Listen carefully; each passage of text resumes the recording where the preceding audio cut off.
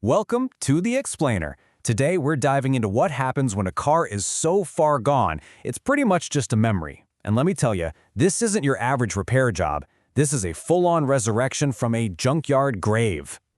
So this was the big question on everyone's mind when this hopelessly damaged Kia Spectra rolled into the workshop. You could literally see it in the eyes of the other customers. They'd just walk by, shake their heads, and walk away. The consensus was pretty clear. This thing was a lost cause. You know, the lead restorer, he didn't mince words at all. He looked at the sheer scale of the decay and called it not just their most challenging project ever, but get this, their most dangerous one. I mean, you gotta wonder, what kind of shape does a car have to be in to be considered a safety hazard just sitting there? Okay, so let's really dig into the scale of this challenge. And I want to be clear, we are not talking about a few dents and scratches here. No. This car was fundamentally, structurally, just falling apart. This list, it really details a complete and systemic failure of the car.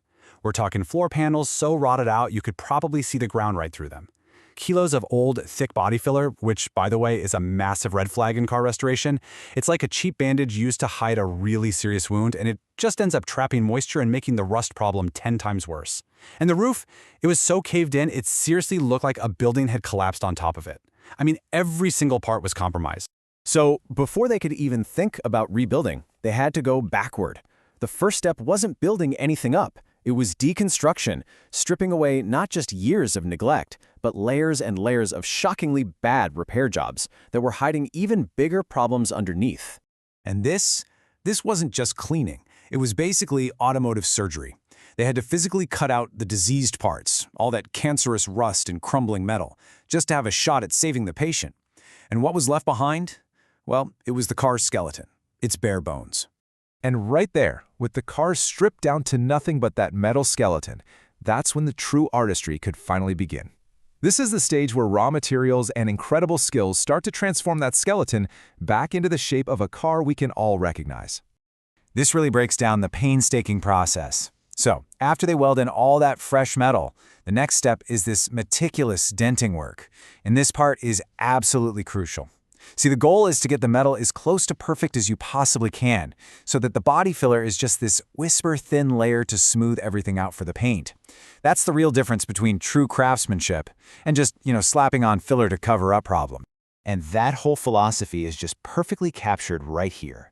For them, this isn't just a repair job, it's a resurrection.